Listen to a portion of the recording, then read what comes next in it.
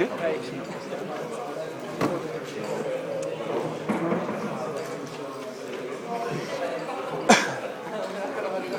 Ide, niektorého má víc. Neviem ani. Viem, že takedy teraz pecáku. Takedy to. Tak, dobrý den. Vítejte na 12. 12. Seminář sezónní kapitoly z fyziky. Dneska to bude takové vánoční, hezké povídání. Samozřejmě pokud nemáte nějaký problém, co se týče příkladů, který si myslíte, že by byl problém, protože tak ještě můžeme udělat. Takže to týden se píšou písničky, začínají psát fyzická písemky.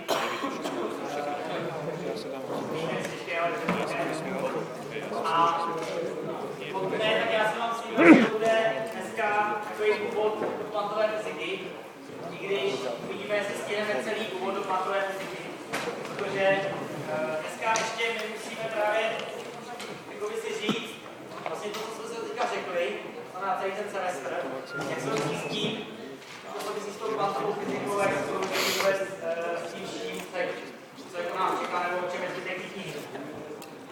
Tak prosím vás, já to zkusím velmi jednoduše shrnout, tím, že vlastně, co jsme si do teďka udělali, byly vlastně 4 rovnice. Celá vlastně celý ten elektromagnetismus na nás byly pouhé 4 rovnice. A ty rovnice jsou vlastně Gaussův zákon, jak pro elektrostatiku, tak pro magnetostatiku. Je to zase jednou napíšu, protože o ní se budeme chvilku bavit.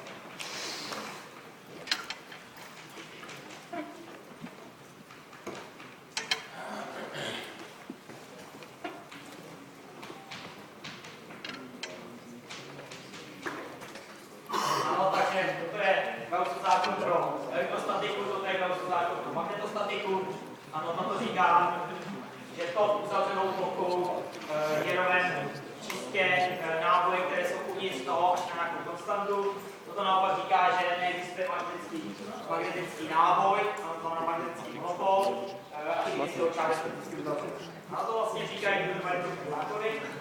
A pak tam byly právě ty důležité zákony, které jsou za to popisy celou statiku, no tam jestli to nepohybuje. Někoho když se něco pohybuje, no. Tak říkali jsme si prvně o prvně se říká Ampérův zákon. Já ho dám ale dolů, ano.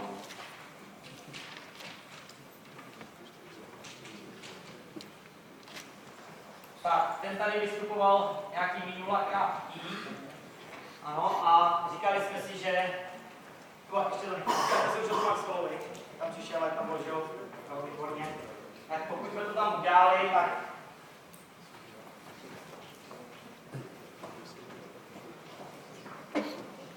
to znáte jako totální derivace. A už tady B, jako tok elektrický, ano, to znamená takový ten čert, to známe klasicky. Ale když jsme měli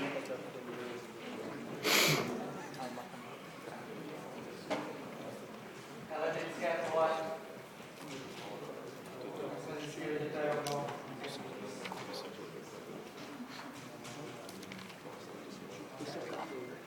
Ano, prostě zjistili jsme takové zajímavé věci. No, tady ve výsledku jedno, co tam je napsáno. V pozovkách jsme zjistili důležitou věc. Když se někde mění magnetický tok, ano, v čase, tak to generuje nějaké elektrické pole, které nějak protuje, prostě vzniká tam to indukované elektrické napětí, které jako způsobí.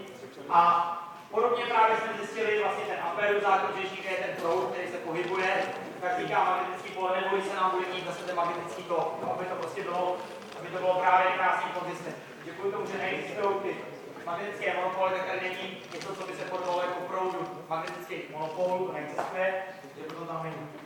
Vlastně nás tohle je to, co jsme se vlastně teďka naučili. No, prostě, vypadá to složitě, vypadá to těžce, opravdu to těžké je. A hlavně nikdo to nepoužívá v takovém tvaru. To je důležitá věc. Protože ty integrální tvary, to znamená, když se tam objevují ty župánky, tak to je dost náročné. No, prostě vidíte, že tam se prostě objevují divný jako symboly, prostě hodně symbolů a tak dále. Ono se dá nám se totiž úplně jednodušší varianta. No, prostě Prostě protože když si představíte, my jsme si říkali vždycky, že když je tady nějaký uzavřený integrál po ploše, tak vždycky uzavírá nějaký objekt. Zase, když je tady nějaký uzavřený křivkový integrál, tak uzavírá nějakou plochu. No a dá se to přelít. Takrát, když tam najednou vzniknou ty divergence, vzniknou tam ty rotace. To si říkávalo, že ano? Tak. No a ty Maxwellovy rovnice, právě tyhle 4 rovnice, se proto zapisují o mnoho jednodušší. Já vám jenom napíšu a prostě nechte to prostě bejt, v životě prostě jenom si pamatujte, že něco takového existuje. Hodně lidí si to nechá třeba vytetovat. Hlavní, co vlastně to zapisuje pomocí toho trouhelníčku, takového toho obrácení, nabla operátu, který vlastně říká. Tak jak to vlastně zní? Tak všimněme si, že tady je nějaký plošný integrál E. Tak plošný integrál E se dá převést na tu divergenci. Ano, to je divergence. Divergence prostě je to zřídlo, prostě tam, kde vybírají ty siločáry. No a říká, že ta divergence je právě je rovna nějakému náboji v nějakém, když to převedeme na objevový integrál, tak je to nějaký náboj v objemu. Náboj v objemu není nic jiného než hustota proudova. Ano, to znamená nábojovat. To znamená, že je něco jako rho. Hotovo. Vyřešeno. Rho známe. No, rho, sigmu a tau jsme počítali to už první týden, nebo druhý týden, jako my semestru. To znamená, ta první rovnice se dá převíst takhle úplně jednoduše. Druhá rovnice, no tak tady ještě jednodušší, protože to má tu nulu. Druhá rovnice říká jen toto. Druhá rovnice má slovo. No vidíte, jak vypadá taky jednoduše elegantně. Jinak samozřejmě Maxwell to ani takto nezapsal. Ten to zapsal úplně, že to je nečitelný. No prostě, jestli vezmete článek, prostě ten z roku nějaký 1890, to vymyslel, tak to se nedá číst. Prostě já když to čtu, tak vůbec nechápu, co tím chce říct. Jo? Protože on použil úplně jinou matematiku. Vlastně tohle takové té podoby, které to známe, právě které to je tak to udělal Heaviside, měli bychom tady říct to jméno, protože je velmi důležitý. Možná znáte Heavisideovou funkci, jako matematice je taková důležitá věc. Je to taková ta skoková funkce a tak dále. A právě, že on to přepsal, že takového toho trošku pro nás jakoby schudného čitelného podoby. No a toto, tak ten plošný integrál, ten křivkový integrál se právě převede na tu rotaci. Rotace je takový ten trouhelníček.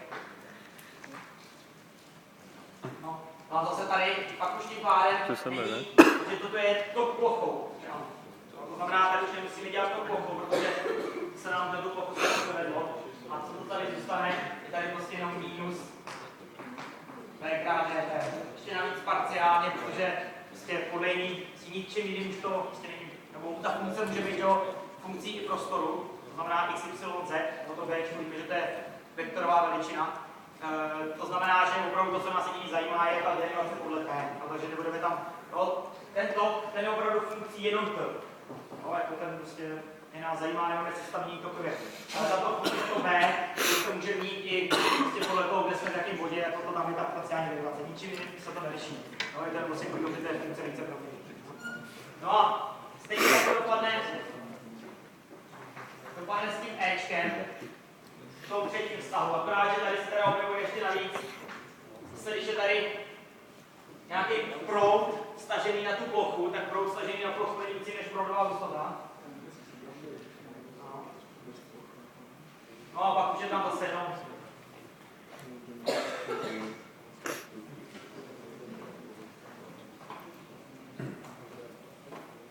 zase derivace toho B podle toho času. No, a nic jiného.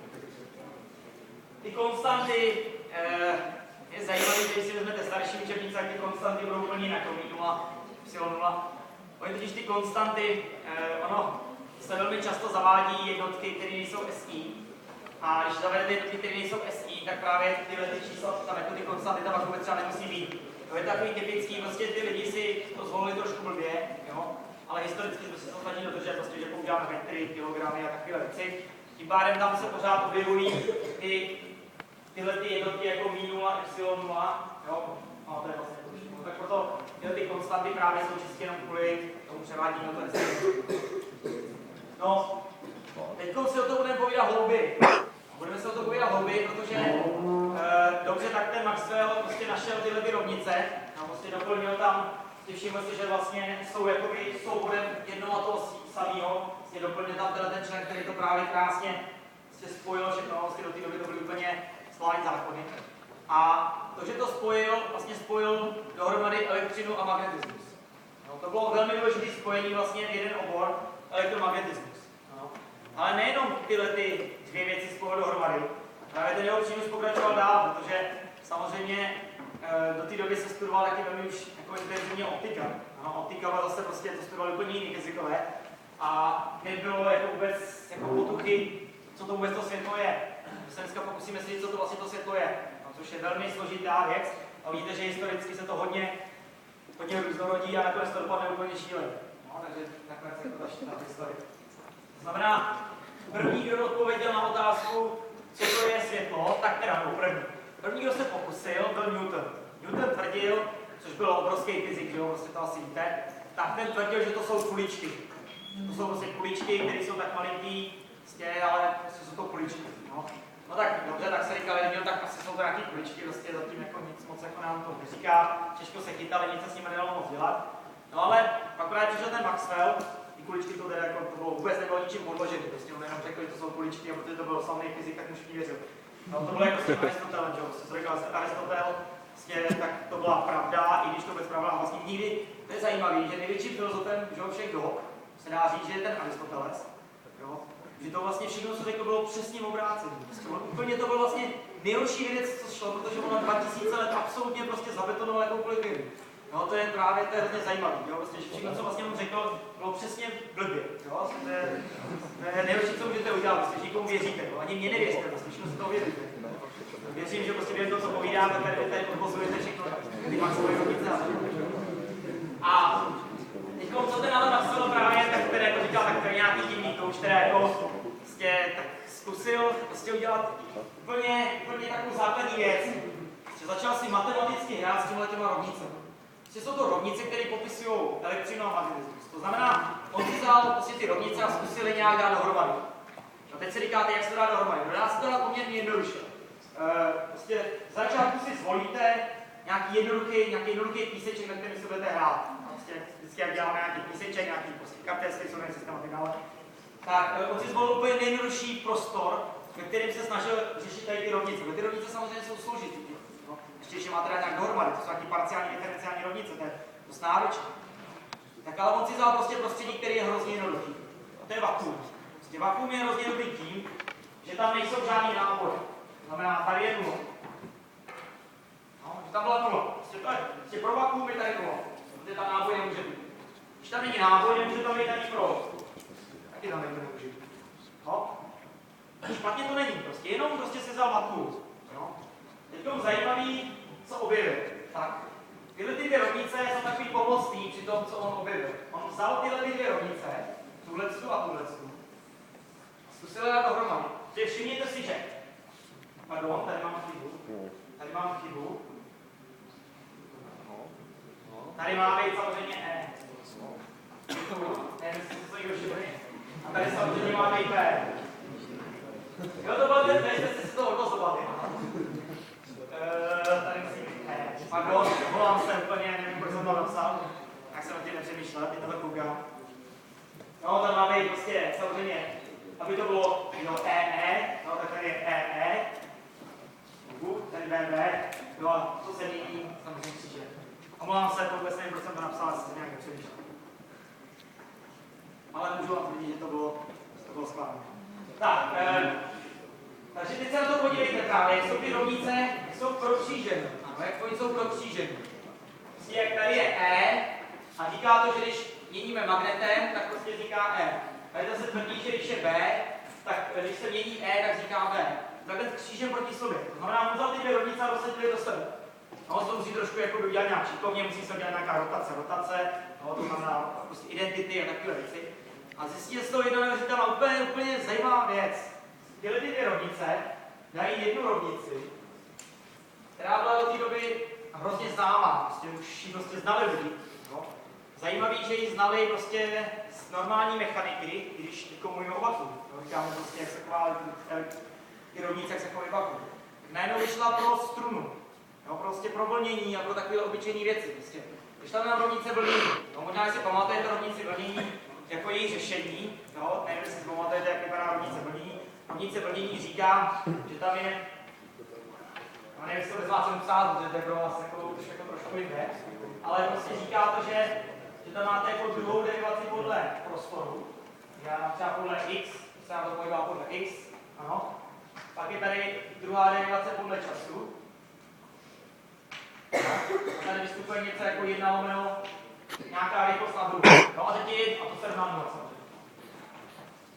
No tak pokud vám vyšlo, pokud prostě, to bylo známý, prostě to bylo známý a když se podíváte do vlnění, tak se tam taky objevili. Akorát, že my jsme si to neodvozovali, my jsme si jenom řekli, co je výsledkem tady té rovnice, protože je to pořád rovnice, tam to. A řekli jsme si, že výsledkem je ta vlna, jo, jak je takový to číslo, nějaká amplituda krát sinus, teď je tam kx minus omega t. Pamatujete si, jak se to dělalo ve fyzice jednou. Jsme si říkali až výsledek, ano to. Ale prostě ta rovnice vyšla z těch dvou rovnic.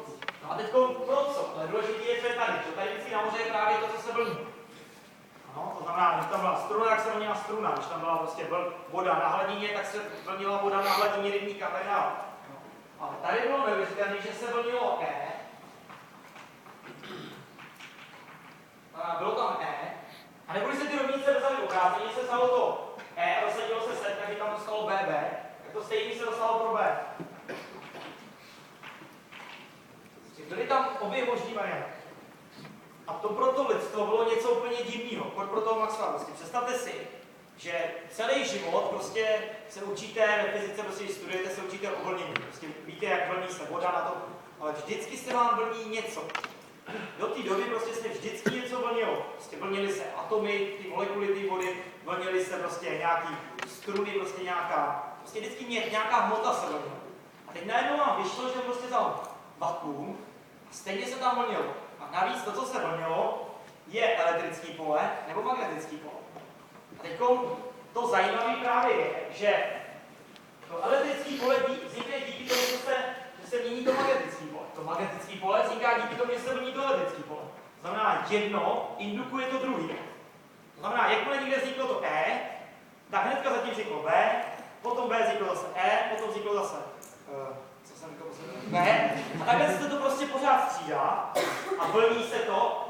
A co je neuvěřitelný, prostě vlní se to úplně jako bylo do té doby známé jako rovinná vlna.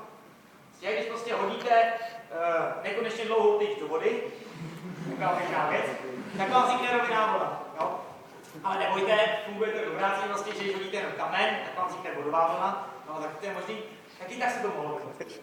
Znamená, řešení těch Maxwellových rovnic bylo, že ve vakuu existuje elektromagnetický vlnění.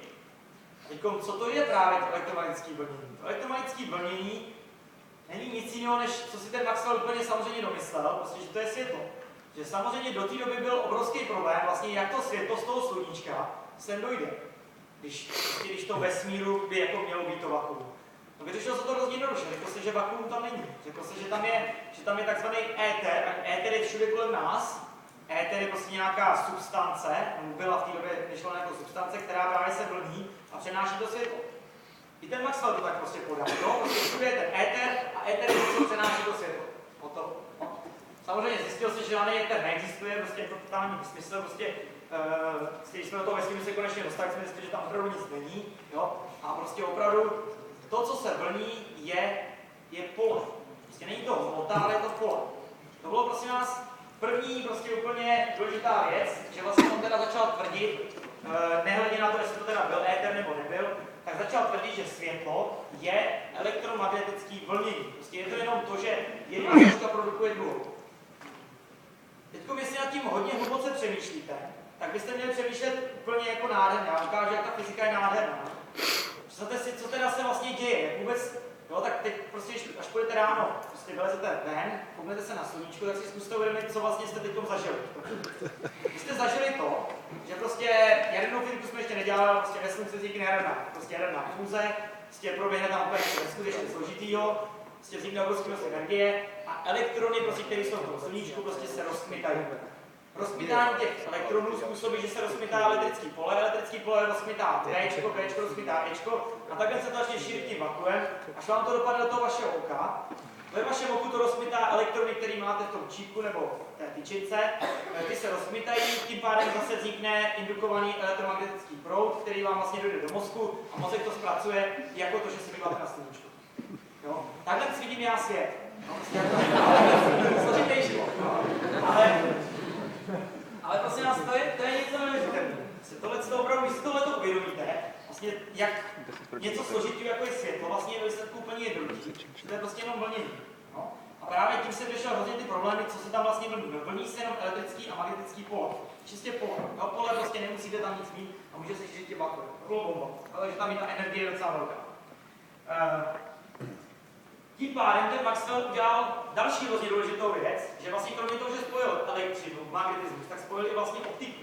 Kompletní optika byla spojená. A teď podívejme se na ty důsledky této rovnice. Důsledky této rovnice jsou velmi, velmi zvláštní a na začátku nás nepřekvapí, ale budeme se do toho trošku víc hlouběji zabývat. Co tato rovnice říká? Říká vlastně jednoduchou věc. Prostě řešením té rovnice je postupná, že prostě jde dopředu. No, to znamená, že světlo se šíří dopředu, jako paprasek. Můžeme říct jednoduše, my tomu říkáme paprasek. Světlo se šíří pomocí paprasku. To je právě to trapně jednoduché, co si říkáte, tak teda ta rovnice moc neříká, že se šíří jako paprasek. Ale co je hezčí na té rovnici? Že ona dokáže říct, jak rychle se šíří. Tady máte rovnice, které jsme znali prostě tady z experimentu, prostě znali jsme přesně, prostě, jak vypadají ty rovnice. A dokázali jsme s tím spočítat, jak rychle se šíří světlo. To znamená, prostě jenom se zeptáme, kolik to co vyšlo. To, co vyšlo, prosím vás, hrozně vyšlo takhle.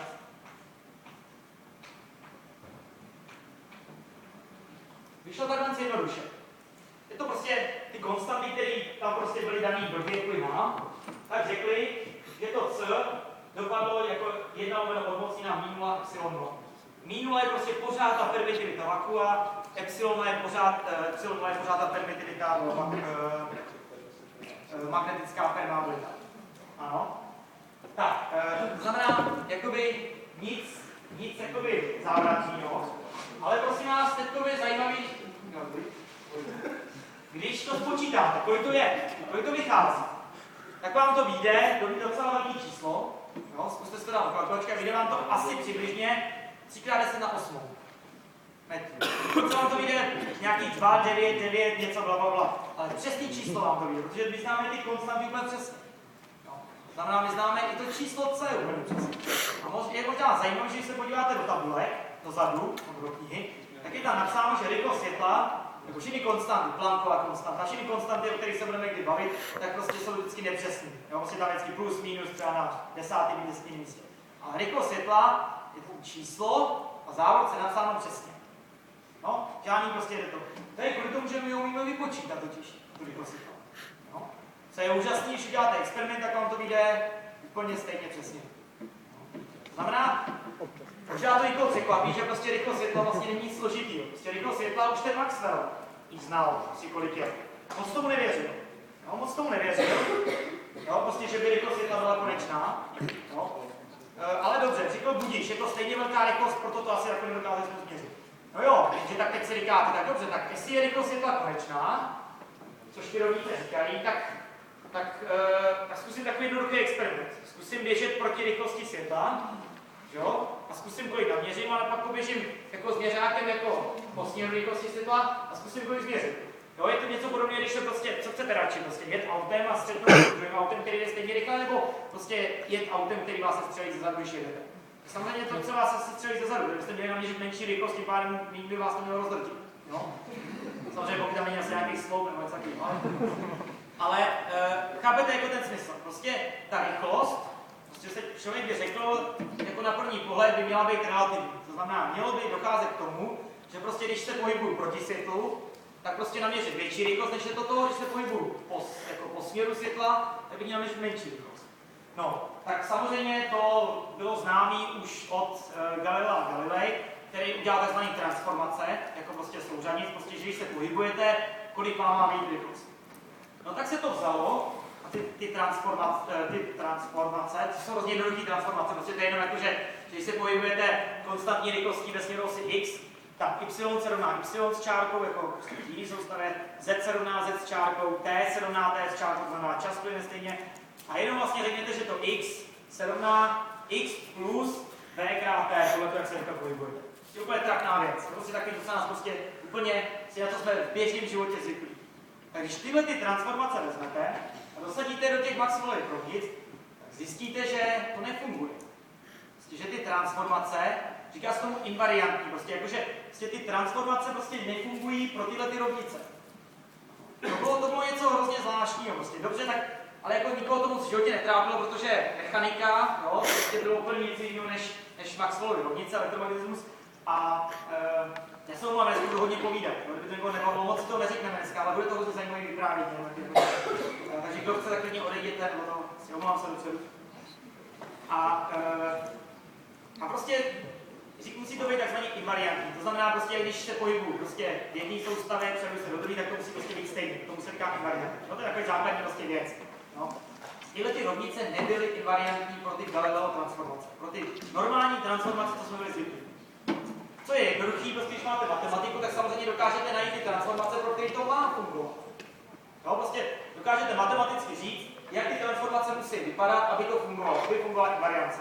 No, prostě, jak to udělal pan Lorentz, a není to ten Lorentz, co pomáhá s tím na té stavbě, ale to Lorentz jako matematik, nebo fyzik, tím pěkně říct, a objevil ty transformace. Nazývají se po něm Lorentzovy transformace. Ty Lorentzovy transformace je úplně zajímavý, že mají tvar, já to řeknu takhle, prostě jako objevuje se tam člen, který je jedno přesně jak vypadají, ale objevuje se tam člen, který mu nejčastěji říkáme gamma a má tvar jako 1 lomeno odmocněná 1 minus t na druhou lomeno c na druhou. Prostě nevypadají tak jednoduše jako ty Galileo. Objevuje se takový divný člen. Objevuje se tam ta rychlost světla. Objevuje se tam dále ta rychlost. To bylo najednou divný. No tak, aby ty rovnice byly invariantní, tak se tam prostě musela objevit rychlost světla.